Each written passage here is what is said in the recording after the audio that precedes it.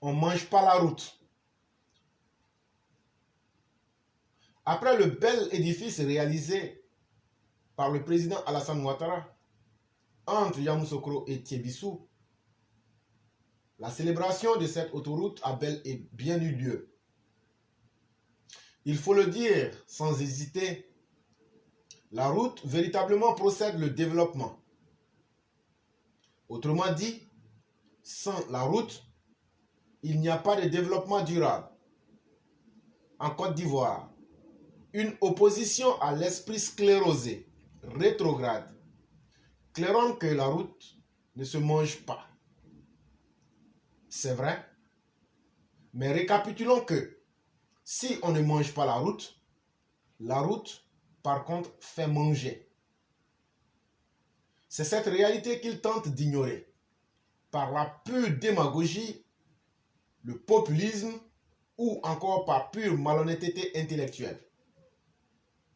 C'est normal pour nos opposants, car pendant plus de 10 ans d'exercice du pouvoir d'État, les ex-refondateurs, tout comme M. Bédier,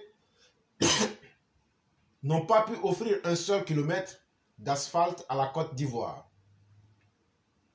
Que cette opposition à la mémoire défectueuse interroge les femmes de la coopérative de commercialisation des vivriers de Côte d'Ivoire, en abrégé Coco Vico, et leur présidente. Ce sont elles qui sont tous les jours sur les routes de l'arrière-pays pour nourrir les villes d'Abidjan et celles de l'intérieur. Sans voie de communication, peuvent-elles convoyer ces différents produits vivriers sur Abidjan par exemple? Le grand Abidjan ne produit pas ce qu'il consomme. Et il aurait connu une grande famine. Ce seul cas suffit pour leur donner la réplique. On mange la route, ou encore, c'est la route qui fait manger. Les négationnistes qui arguent qu'on ne mange pas la route sont justement de mauvaise foi. Réaliser des voies de communication obéit au principe du développement. Relier les villes entre elles, s'ouvrir à d'autres pays extérieurs et partant au monde. Aucun pays ne pouvant vivre aujourd'hui en autarcie. L'importance des routes dans un État n'est pas à négliger. On l'a déjà dit, la route précède le développement.